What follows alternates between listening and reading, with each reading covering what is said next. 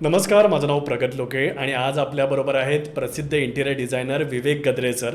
मुंबईमध्ये तुम्हाला तर माहिती आहे, आस्वाद, प्रकाश किंवा तृप्ती किंवा कोकण कट्टा अशी प्रसिद्ध रेस्टॉरंट त्यांनी डिझाईन केली आहेत. त्याच्याशिवाय ते अनेक रेसिडेन्शियल प्रोजेक्ट पण डिझाईन करतात. त्यांनी गेल्या काही वर्षापासून कोकणामध्ये सेकंड हँड प्रोजेक्ट पण डेव्हलप करायला सुरुवात केली आहे. त्यांचा चैतन्य सृष्टी हा प्रोजेक्ट आहे, त्याच्यामध्ये त्यांनी 70 प्रीमियम बंगलोज बनवले आहेत. आज पहिल्यांदा तर सरांचं आपल्या शोमध्ये स्वागत करूया. नमस्कार सर. थँक्यू.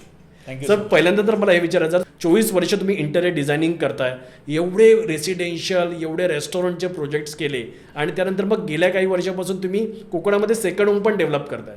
तर मग आता हे कोकणवंत व्हा हे कधीपासून सुरू झालं आणि का सर? आपल्याला प्रत्येकाला वाटत असतं की आपल्या गावाला आता घर बांधलं पाहिजे. असं जेव्हा वाटलं त्यावेळेला मी काही प्रोजेक्ट शोधायला सुरुवात केली आणि जवळजवळ 2 वर्ष मी कोकणामध्ये भरपूर फिरलो. म्हणजे जवळजवळ 15 दिवसात एक तरी चक्कर आम्ही माझ्या मित्रांना घेऊन जायचो, कोणाकोणाला घेऊन जायचो आणि केवळ ह्या शोधाखातर. आणि असं लक्षात आलं की मला पाहिजे तसा प्रोजेक्ट काही कुठे सापडत नव्हता. आता आम्ही जी चैतन्यसृष्टी जी रत्नागिरीला आहे, ज्याचं आम्ही पहिलं काम केलं, त्या साईटवरती मी पहिल्यांदा गेलो होतो स्वतःसाठी प्लॉट पाहायला.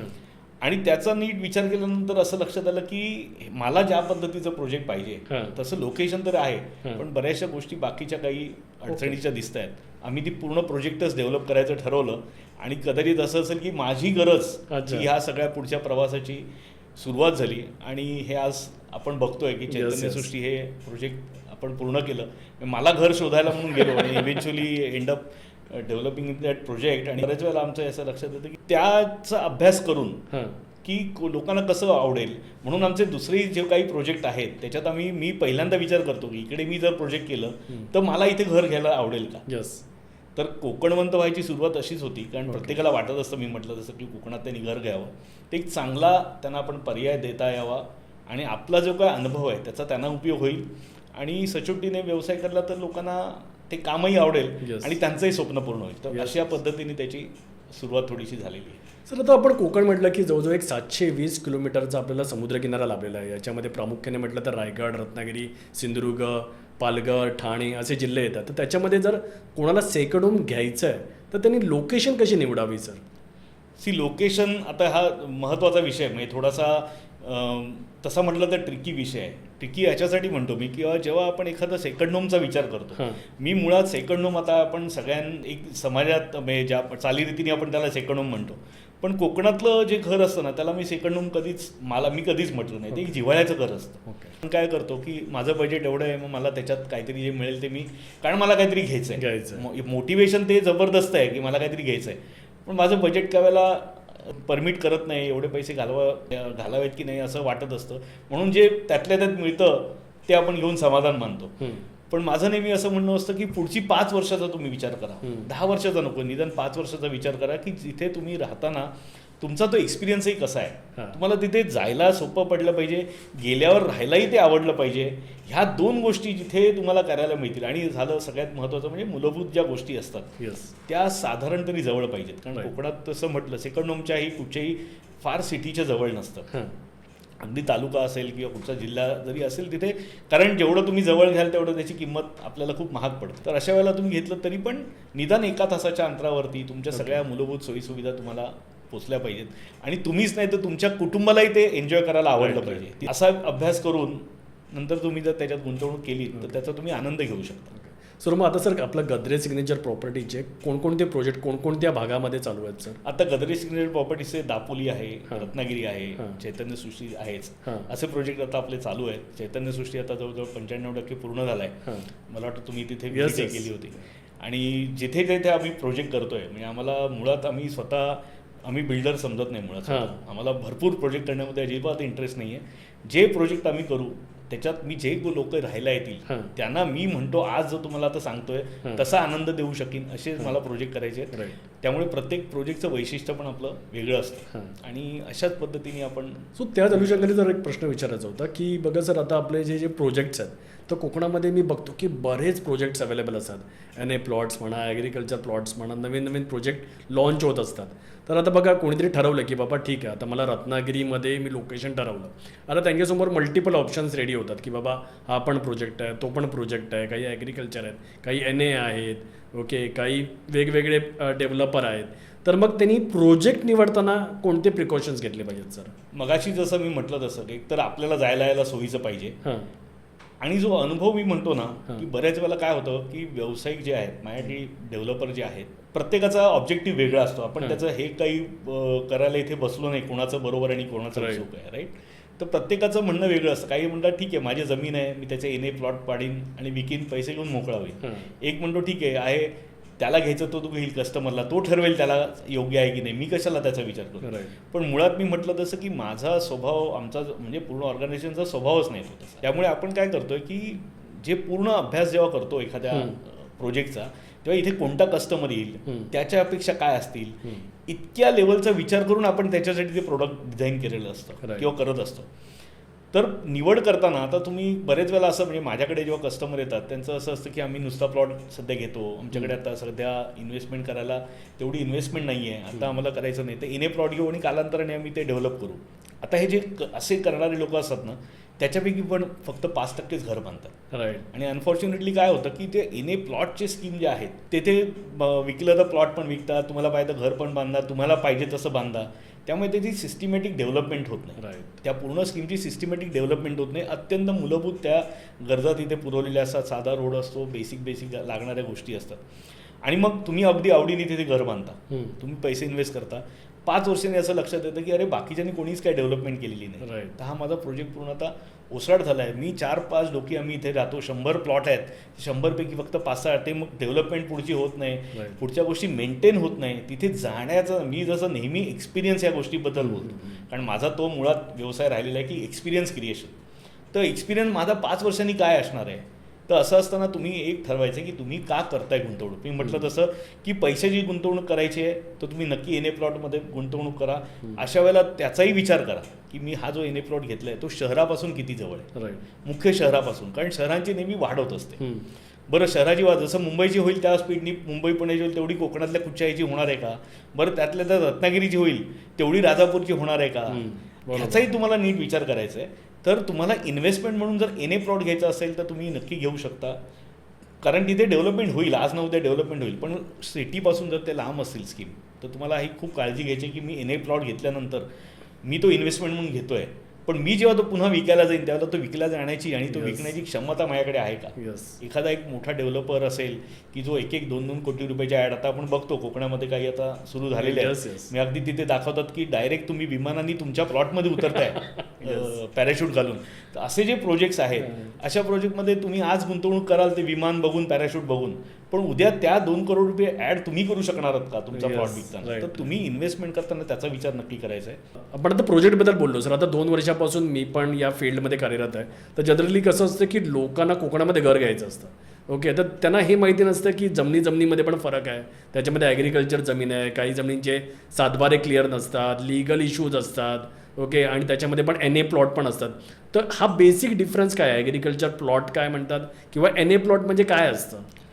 एन ए प्लॉट बेसिकली कसं असतं की जसं एक मोठा लँड पार्सल आहे आणि त्याचं शासन तुम्हाला त्याचे प्लॉट करून देतं. आता शासन प्लॉट करून देतं, मी हे एकदम आम पब्लिकला समजेल याच्या भाषेत तुला सांगतोय की एक मोठा प्लॉट आहे, शासन म्हणजे करून देतं म्हणजे काय करतं. तर शासन काय बघतं की हे जे प्लॉट धारक आहेत त्यांना सोयी सगळ्या कशा मिळणार आहेत. ओके, त्यांना अपेक्षित रस्ते त्याच्यामध्ये आहेत का, त्यांना अपेक्षित आता समजा एक 10 एकरची स्कीम आहे मग त्याच्यात एक विशिष्ट तुम्हाला ओपन स्पेस सोडायची आहे, ॲम्युनिटीसाठी स्पेस सोडायची आहे, विशिष्ट मापाचे रस्ते सोडायचे आहेत. तर शासनाने एक त्याच्यावरती बंधनं घातलेली आहेत की तुम्हाला एवढा रस्ता असेल तर एवढा रुंदीचा रस्ता ठेवायला लागेल, प्लॉटची साईज इतकी मिनिमम ठेवायला लागेल, इतकं असेल तर इतकं साईड मार्जिन्स तुम्हाला सोडायला लागतील. कारण शासनाने हा विचार लोकांसाठी केलेला आहे की लोकांना चांगलं राहण्यासाठी काय अपेक्षित आहे. म्हणून ती एनएची जी प्रोसेस आहे आणि ती केल्यानंतर त्याचे 7-12 वेगळे होतात आणि तुम्ही सहजासहजी ते विकत घेऊ शकता. ओके, आणि कोणी माणूस ते विकत घेऊ शकतो. आता हा झाला एनएच्या प्लॉटच्या बाबतीत. दुसरा असतो की ॲग्रिकल्चर प्लॉट. आता लोकांना काय वाटतं की 7-12 माझ्या नावावरती आहे म्हणजे मी तिथे काही करायला मोकळा आहे. दुर्दैवाने काय आहे माहिती आहे का की आपलं ज्ञान तसं असतं सामान्य ज्ञान, हे खरं असतं खरोखरचं ज्ञान. आता तुमच्याकडे प्लॉट आहे म्हणजे तुम्ही घरं बांधू शकता का, तर त्याचं स्पष्ट उत्तर येत नाही. आता तुम्ही म्हणाल की एवढी घरं झालेली आहेत, एवढी लोक बांधतात, गावाला बांधतात. आता ह्याच्यावरती माझ्याकडे उत्तर नाही, कारण काय कोण झोपड्या पण बांधतात लोक. ओके, रस्त्यावर पण लोक राहतात, त्याला आपण तरी काय उत्तर देणार. पण मुळामध्ये ज्याला लिजिटिमेट आणि एक टेन्शन फ्री त्याला काम करायचं आहे, तो माणूस त्यांनी एन ए प्लॉट घ्यावा आणि आपल्याला पाहिजे तसं घर घ्यावं. शक्यतो जिथे कोकणासारख्या ठिकाणी डेव्हलपर आमच्यासारखे जे काम करतात त्यांच्याकडनं घर घ्यावं. कारण जसं नेहमी म्हणतात की लग्न करावं बघून पाहून आणि घर पाहावं बांधून. कारण हे जेवढं खर्च तुम्हाला घराला बांधताय, तुमचं जर मानसिक त्रास तुम्ही जर लक्षात घेतलात, कारण आम्ही तिथे काम करतो असतो, आम्हाला माहिती असतं की किती चॅलेंजेस आहेत स्पेशली कोकणामध्ये काम करताना. म्हणजे त्याला मी कधी निगेटिव्हली पाहत नाही, अगदी फ्रँकली स्पीकिंग, की लोकांचे सण आहेत गावातले, तर त्यांनी का सण सोडून, मुळात मी त्या विचारांचाच नाही की त्यांनी सण सोडून माझं काम करा. आम्ही तर एनकरेज करतो लोकांना आणि आमच्याकडे विकत घेणाऱ्या लोकांना आम्ही सांगतो की तुमचं घर बाहेर 7 महिन्यात होत असेल तर आमच्याकडे 6 महिने लागतात. कोकणात अशीच कामं होतात. त्याचं कारण सगळं आहे की कोकणात ते राहत आहेत, त्यांनी सण साजरे नाही करायचे आयुष्य. कारण मी इथे धक्के खातोय रेल्वेमध्ये आणि रस्त्यामध्ये, म्हणून त्यांनी पण घालावं असा माझा मुळातच अप्रोच नाही. आणि मी तर लोकांना तेही सांगतो, म्हणजे कोकणात घर घेतला तुम्ही आरामाला जा. ओके, सो ते होणार आहे, त्या अशा गोष्टी होणार आहेत. एन ए प्लॉटचे सर काही फायदे पण आहेत का? एन ए प्लॉटचे फायदे असे आहेत की एन ए प्लॉट घेतल्यामुळे एक तर तुम्ही लेजिटिमेट, तुम्हाला काही त्याच्यात घर बांधताना तुम्हाला काही नियम आहेत शासनाने घालून दिलेले, एवढं अंतर तुम्ही सोडलं पाहिजे. व्हेंटिलेशन तुम्हाला लोकांना माहितीच नाही आहे. घर आपण जेव्हा डिझाईन करतो तेव्हा व्हेंटिलेशन काय राहणार आहे इथपासूनचा अभ्यास आहे त्याला. ओके, आणि त्याच्याप्रमाणे एक मार्गदर्शक तत्व आहेत शासनाने घालून, त्याप्रमाणे घर बांधायचं. लोन मध्ये वगैरे पण काही बेनिफिट? नक्की म्हणजे तुम्हाला एन ए प्लॉट असेल तर लोन नक्की मिळतं. आणि सगळ्यात महत्त्वाचं म्हणजे ॲग्रिकल्चर प्लॉटमध्ये तुम्ही ॲग्रिकल्चर म्हणजे ज्याला आपण म्हणतो की फार्म हाऊस. आता लोकांचं समज काय माहिती का, जसं आता खोपोली पाली वगैरे या साईडला तुम्ही गेलात तिथे फार्म हाऊसचे मोठे प्लॉट आहेत. कारण ते मुळात बराचसा त्यातला जो एरिया आहे हा रिस्ट्रिक्टेड एरिया आहे, तिथे एन ए मुळातच होऊ शकत नाही शासनाच्या नियमांमुळे. अशा वेळेला लोक ते फार्म हाऊस तिथे बांधतात. त्या फार्म हाऊसच्या साईजेस जर तुम्ही बघितल्यात 7,000 फूट 5,000 फूट अशा लोकांनी फार्म हाऊस बांधलेले आहेत. किंवा फार्म हाऊस प्लॉट विकताना सुद्धा तुम्ही बऱ्याचशा ॲडमध्ये पाहिलं असेल, तुमचं स्वप्नातलं फार्म हाऊस पूर्ण करा आणि अशी पॅलेशियल हाऊसेस त्याच्यात दाखवलेली असतात. मुळात तुम्हाला त्याचेही नियम आहेत. ओके, की तुम्ही फार्म हाऊस काय साईजचं बांधलं पाहिजे, त्याची उंची काय पाहिजे, त्याचं नेचर ऑफ स्ट्रक्चर कसं पाहिजे, आणि ह्याच्या पलीकडे जे काही आहे हे सगळं तुमचं इलिगल आहे. तर लोक दरवर्षी त्याचा काहीतरी हे भरतात, काय म्हणतो त्याला आपण, त्याच्यावरती, आणि ते त्यांना असं वाटतं की हे भरलं म्हणजे आपलं लिगल झालं. असं काही नसतं. आता तर नवीन जे शासनाचे नियम आहेत त्याच्यानुसार त्याच्यावरती प्रॉपर इलिगल असा शेरा पण येतो 7-12 सो तुम्हाला जर अगदी शांतपणे तुमची इन्व्हेस्टमेंट हे करायची असेल, आणि दुसरं आहे की तुम्ही फार्म हाऊस 10 गुंठे प्लॉट घेतलात आणि त्यात घर, तुम्हाला घरातल्या मुंबईत पुण्यात राहताना घरातल्या 10 कुंड्या आपल्याकडे असतात, त्या मेंटेन करताना काही वेळेला चॅलेंज येतात. हा तो भाग मी खरोखर डेव्हलप करू शकणार आहे का, तो सांभाळू शकणार आहे का. ओके, ह्याचा सगळ्याचा विचार तुम्ही करायचा आहे. आणि अशा पद्धतीने तुम्ही ह्याची ठरवू शकता की whether to invest in a plot किंवा ॲग्रिकल्चर प्लॉट. त्याच्यामध्ये रस्त्याचे पण चॅलेंजेस असतात. ॲग्रिकल्चर प्लॉटमध्ये जर बघितलं तर अत्यंत बेसिक रस्ते दिलेले असतात, कारण त्याची मूळ संकल्पना असेल की ॲग्रिकल्चर तिथे डेव्हलपमेंट व्हावी. ॲग्रिकल्चर काही प्रमाणे बागायत असेल किंवा काय असं लोकांनी करावं, अशा त्यांच्या अपेक्षा असतात. आणि सर तुम्ही जेव्हा मी रिअल इस्टेट रिलेटेड व्हिडिओ बनवतो किंवा कोकणात रिलेटेड, तर ना बरेचसे कमेंटमध्ये असतात, अरे आम्ही जागा घेतली पण आमची फसवणूक झाली, ओके असा गोंधळ झाला, तसा गोंधळ झाला, ओके आम्ही पैसे दिले नंतर तो माणूसच गायब झाला. सो असे पण वेगवेगळे कमेंट्स येत असतात. ह्या ज्या कमेंट्स असतात ना, ह्या तुम्हाला बऱ्याचशा ॲग्रिकल्चर प्लॉटच्या बाबतीत बघायला मिळतील, कारण त्याला कुठचंही बंधन नाही आहे, कसलंच बंधन नाही आहे. जेव्हा मी एन ए स्कीम करतो, बंगलोचे स्कीम करतो, तेव्हा रेराचे काही नियम आहेत. आता आम्हाला कम्प्लिशन केल्याशिवाय डेव्हलपमेंट आम्ही किंवा रजिस्टर केल्याशिवाय आम्ही प्रोजेक्ट विकू शकत नाही. त्यामुळे त्याचे जे काही फंडामेंटल डेव्हलपमेंट आहे ती आम्हाला पूर्ण करावीच लागते. आम्ही बांधले गेलेलो असतो डेव्हलपर म्हणून. अशा बाबतीत ते एक जे मी म्हटलं की बंधन, तसं ॲग्रिकल्चर प्लॉटमध्ये नाही. बरं, ॲग्रिकल्चर प्लॉटमध्ये हे जे चॅलेंजेस आहेत, एन ए जेव्हा होते एखादी जागा, तर त्याची जी प्रोसेस आहे जवळजवळ 7 ते 8 महिने लागतात किंवा कधीतरी वर्ष पण लागतं. ह्याच्यात ती सगळी प्रोसेस ऑलरेडी टेकन केअर असते. त्याच्यामुळे बऱ्याचशा वेळेला तो 7-12 वेगळे झालेले असतात, ज्या नावा मालकी असते त्याच्या नावाने झालेले असतात, एक वेळ गेलेला असतो. त्याच्यात जर काही चॅलेंजेस असतील एखाद्या व्यवहारामध्ये, तो तेवढा वेळ थांबत नाही. कारण एन ए आज एखादी जमीन घेऊन एन ए करणं, ती प्रोसेस जवळजवळ वर्षभराची आहे. डेव्हलपमेंट होत असेल, त्याच्यात काही लिटिगेशन आलं तर ते तेवढ्यात आलेलं असतं, आपल्यापर्यंत येत नाही ते. पण जेव्हा तुम्ही एक ॲग्रिकल्चर जागा घेता, तुम्हाला माहिती नसतं की ही जागा त्याचीच आहे की नाही. इथपासनं काही वेळेला चॅलेंजेस असतात की हा जो माणूस माझ्यासमोर उभा केलेला XYZ तोच आहे का, इथपासनं शंका घेण्याला वाव असतो, असंख्य वेगवेगळे नियम असतात. आणि असं झाल्यानंतर असं लक्षात आलं की त्याच्यावरती लोन घेतलेलं आहे. बरं, काही वेळेला लोनच्या बँकेचं नसेल तर प्रायव्हेट लोन घेतलेले असतात. त्यावेळेला ते लोक येऊन उभे राहतात की अरे ह्यांनी माझ्या, किंवा एक एक जागा 4-4 लोकांना विकलेली असते. तर मुळात जे आपण एने जागा विकतो त्याच्यात ज्या जागेचा सातबारा होणं किंवा ही जी प्रोसेस आहे, शासनाने खूप चांगली त्याच्यात यंत्रणा लावलेली आहे. आणि त्याच्यामध्ये कम्पॅरेटिव्हली मी असं म्हणणार नाही त्याच्यातही तुमची फसवणूक होणार नाही, पण कम्पॅरेटिव्हली त्याच्यात फसवणूक होण्याचे चान्सेस कमी असतात. आणि डेव्हलपर जो आहे तो जर नो नसेल तर शक्यतो असे म्हणजे फसण्याचं फ्रँकली स्पीकिंग काही कारण नाही. आणि बऱ्याचशा बँका तुम्हाला लोन देतात. तर मी तर म्हणतो प्रॉपर्टी घेताना लोन घ्यावं जेवढं शक्य आहे तेवढं, की व्हेरिफिकेशन जी त्याचं व्हेरिफिकेशन होतं. बँक जेव्हा तुम्हाला लोन देते तेव्हा ते व्हेरीफाय करतं आपल्या ज्या क्षमतांच्या बाहेर जाऊन ते काम करत असतं. जे आपल्याला क्षमता मुंबईत राहून शक्य नाही आहे जाऊन ह्या सगळ्या गोष्टी करणं. ते करताना ती एक काळजी घ्यावं. भले तुमच्याकडे 25 लाखाची एखादी प्रॉपर्टी आहे आणि तुम्हाला लोनची गरज नाही, मी तर म्हणतो 5 लाख रुपये लोन घ्या, की जेणेकरून त्याची एक प्रकारे व्हेरिफिकेशन होईल. तुम्हाला हातात कधी आहे, तुम्ही कधी तुमचं लोन फेडू शकता, पण व्हेरिफिकेशन होईल आणि फसगत तुमची होणार नाही. आणि दुसरं म्हणजे महत्त्वाचं की ज्या कमिटमेंट दिल्या जातात ते कोण देतोय, शेवटी यालाही महत्त्व आहे. कमिटमेंट दिले तर त्या कमिटमेंट पूर्ण करण्याची क्षमता आहे का. म्हणून आमच्याकडे आम्ही कुठचेही प्री लॉन्च, जरी आम्ही नावाला प्री लॉन्च म्हणलं असलं ना तरी पूर्ण डेव्हलप झाल्यानंतर आम्ही त्याच्या गोष्टी विकायला घेतो. म्हणजे एने वगैरे झालं होऊन त्या बेसिक गोष्टी झाल्याशिवाय आम्ही प्रोजेक्ट विकायलाच घेत नाही. त्यामुळे अशी अडचण, काही वेळेला प्री लॉन्च करताना नुसती जागा घेतलेली असते, एनेची प्रोसेस चालू असते, तेही झालेलं नसतं आणि लोक विकायला सुरुवात करतात. तर अशा ठिकाणी मग तुम्हाला तुमचं नशीबच वाचवू शकतं, पण तुम्हाला तेवढी मात्र काळजी घ्यायची, पेशन्स ठेवायचे. सर, तर बघा आपलं कोकण म्हटलं की आपल्या डोळ्यासमोर येतं ते म्हणजे मातीचं घर, वरती मस्तपैकी कौलं, आणि त्यानंतर मग ते एक सुंदर असं स्वप्नातलं घर वाटत राहतं आपल्याला. पण जेव्हा आपण असं प्रोजेक्ट डेव्हलप करत असतो तेव्हा आपण मोस्टली, मी तुमची बघितली तर ते सगळे बंगलोज आहेत, प्रीमियम बंगलोज आहेत, लक्झरी बंगलो पण टू सम एक्सटेंट म्हणू शकतो आपण त्यांना. मग तुमचं एक कोकणामध्ये कौलारू घरं बांधली गेली पाहिजेत, मातीची घरं बांधली गेली पाहिजेत, की अशा प्रकारची ही डेव्हलप घरं बांधली गेली पाहिजेत, तुम्हाला काय वाटतं? नाही, खरं आहे. म्हणजे त्याच्यात आता दोन हे मतप्रवाह आहेत अगदी वेगळ्या. म्हणजे मी सुद्धा आता एक कदाचित तुम्हाला ऐकून नवल वाटेल, मला रात्री कधी झोप लागली नाही ना तर मी माझ्या आजोळच्या घरी जातो झोपेत. ओके, मला तिथे शांतता मिळते. म्हणजे झोपेतच आहे, हे सगळं स्वप्नातलं सांगतोय. पण जेव्हा मी ते घर घेईन ना त्यानंतर मला स्वप्नामध्ये ती लागलेली गळती, कौलाला लागलेली गळती, माकडाने केलेला उच्चार, आता लोक मला म्हणतात की आम्हाला ना ते असं सारवलेलं वगैरे घर. म्हटलं हे सगळं स्वप्नात छान दिसतं, स्वप्नातच असावं. कारण शेवटी काय माहिती आहे का, की ती वस्तू आपण विकत घेतोय. मी म्हटलं तसं एक्सपिरियन्स काय राहणार आहे, ती सांभाळायची, ती मेंटेन करण्याची आपली क्षमता आहे का. आणि बरं, आपण अशा ठिकाणी घेतल्यानंतर तुमची किती क्षमता असेल, माणसं मिळणार आहेत का. आज प्रश्न असा आहे की हे सगळं करायला जी लोकं लागतात तीच आज जर तुम्ही आता कोकणामध्ये फिरलात तर तुम्हाला अक्षरशः कोकण रिकामं झालेलं दिसतं. जर कामच करायला माणसं नाही, तुमच्या कामाला कोण येणार आहेत. आणि हे केल्यानंतर जे चॅलेंजेस आहेत, येणारे चॅलेंजेस आहेत ते आपण फेस करू शकणार आहोत का. तुम्ही सगळे मिळून 10-15 दिवसासाठी वर्षातनं जाणार, त्याचे ते 8 दिवस तुमचे मेंटेनन्समध्ये जाणार असतील दरवर्षी. तर तुम्हाला ते घर आनंद देईल का तुम्हाला मनस्ताप देईल.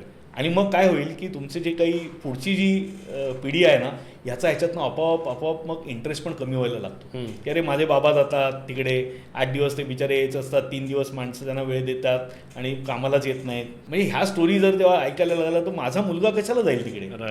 आज चैतन्य सृष्टी करत असताना तिथेही तू पाहिलं असेल की कौलारू आपण केलेली आहेत, पण स्लॅब करून कौलं केलेली. आणि हा प्रयत्न आपण केलेला आहे की शक्यतो मेंटेनन्स जवळजवळ येऊ नये. आणि म्हणून आज एवढं तिथे ऊन पाऊस आणि सगळं असून सुद्धा तुम्हाला, तोच माझा पुढचा प्रश्न होता सर. आता कोकणामध्ये सर एवढं म्हणजे वातावरण म्हणाल ना तर 3 महिने धुवाधार पाऊस पडतो सर.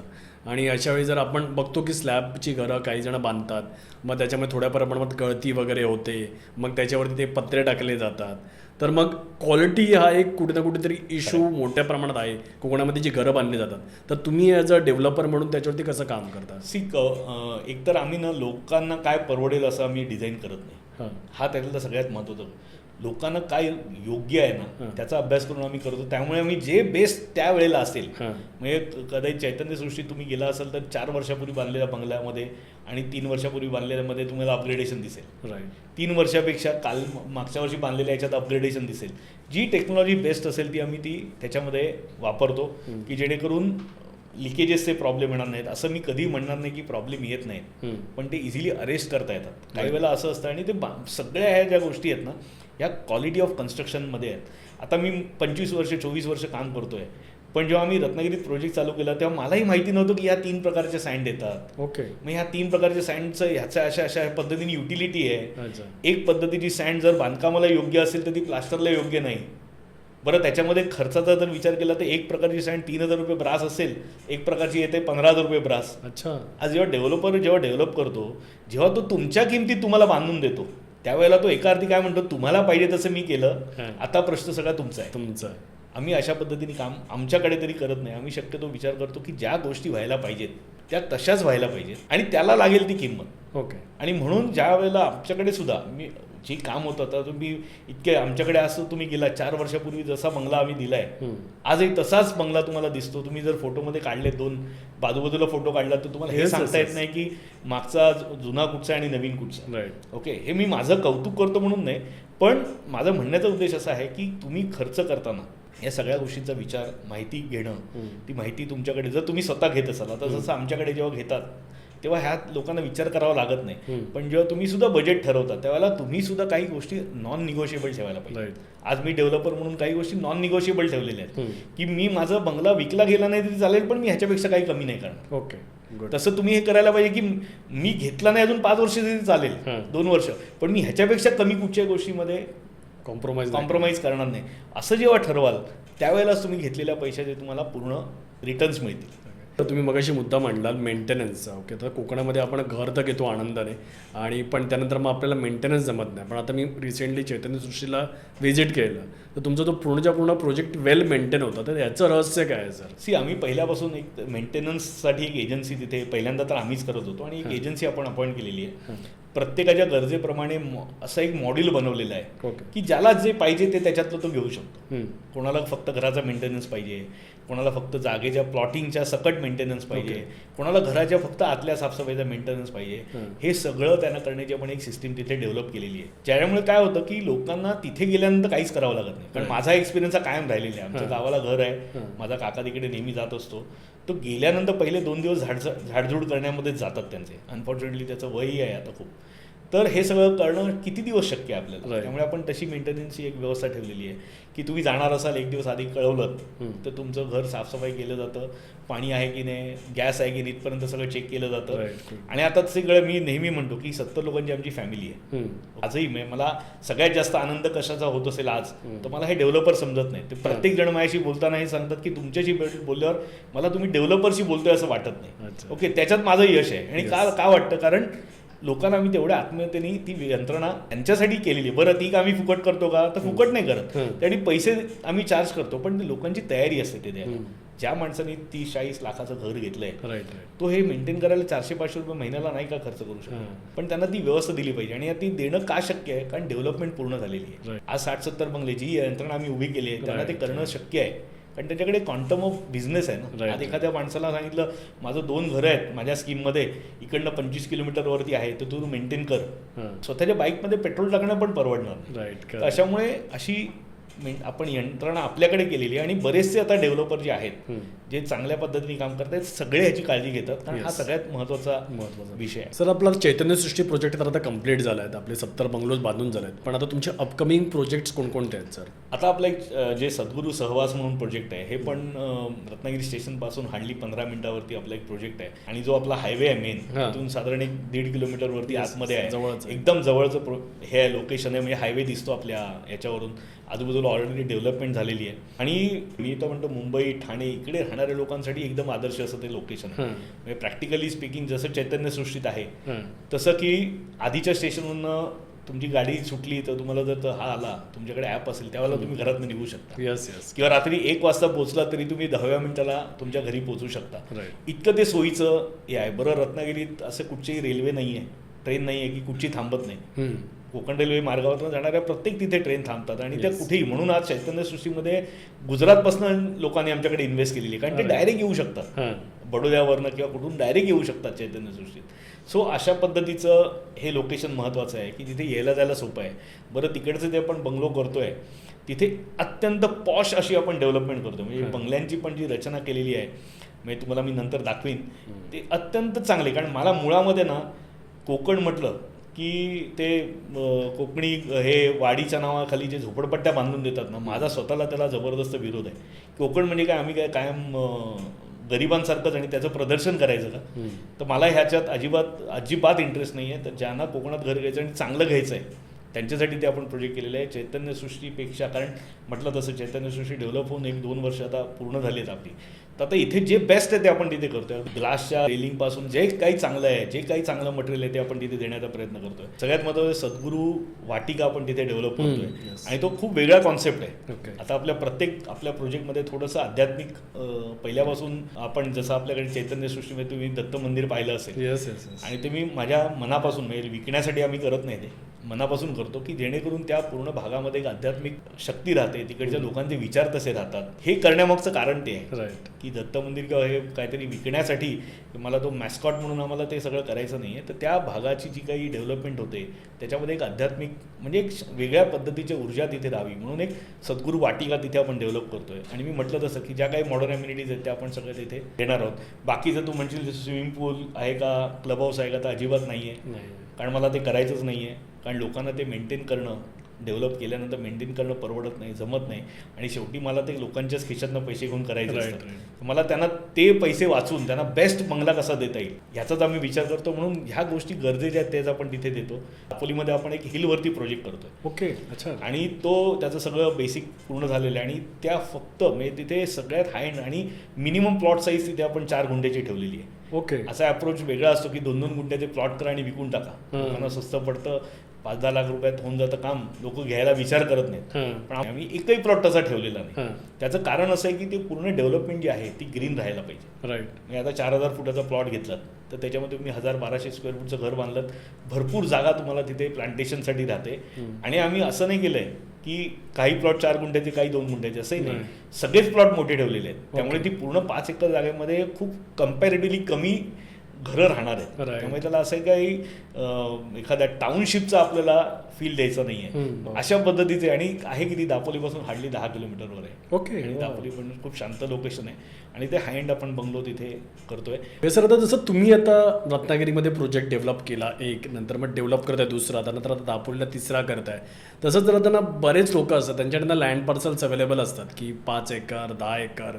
पण तुम्हाला पण माहिती आहे याने एखादी जागा करून घेणं याच्यामध्ये किती मोठा त्रास आहे आणि किती मोठे एफर्ट्स टाकायला लागतात त्रासापेक्षा.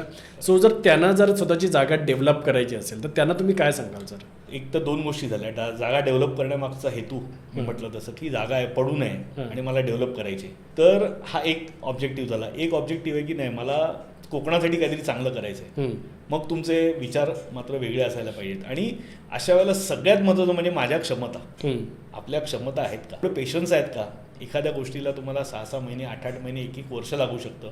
आज तुमच्यासमोर एक चॅलेंज आहे, तो उद्या तो दुसरा आणणार आहे, दुसरा झाला ते तिसरा येणार आहे. म्हणजे शासनाचे जे चॅलेंजेस आहेत ते वेगळेच आहेत. जेव्हा तुम्ही डेव्हलपमेंट करता त्यावेळेला अनेक वेळेला आमच्या बाबतीतही असं आमचं ठरवलेलं आहे की लोकल लोकांशिवाय काम द्यायचं नाही, किती त्रास झाला तरी चालेल. आमचा हेतू आहे, आपण एक मोठं विजन घेऊन चाललेलो आहोत. ओके, आपलं पर्पज काय, तर लोकांना कोकणवंत करणं. म्हणजे काय, तर लोकांना जे तिकडचे जे लोक आहेत ना, आज मी तुम्हाला सांगतो की जेव्हा मी एखादा प्रोजेक्ट करतो, एनए लँडचा प्रोजेक्ट करतो, तर माझा टर्नओव्हर समजा 5 करोड रुपयाचा असेल त्या पूर्ण प्रोजेक्टचा, तर Wien me talk about developing the project आणि सेलिंग द प्रोजेक्ट, तोच टर्नओव्हर होतो 25 कोटी रुपयाचा. राईट. आणि जेव्हा मी लोकल माणसांबरोबर हे काम करतो त्यावेळेला एक प्रकारे ते 25 कोटी रुपये हे तिथेच जिरवले जातात. राईट. ओके, सो त्या भागातला जो डेव्हलपमेंट आहे त्या लोकांनाही कळत नाही, आपल्यालाही त्याची जाणीव नसते. पण अजाणतेपणी तिकडे वेगळ्या प्रकारची लोकांच्या हातात पैसे येतात. आज कामाला जी लोक आहेत तिथे काम आपण लोकांना म्हणतो की कोकणात राहा, त्यांना आपण हाताला कामच दिलं नाही तर कशाला कोकणात राहतील. आज त्यांना योग्य त्याचा मोबदला मिळाला तर ते काम तिथे करतील, तरच ते कोकणामध्ये राहतील.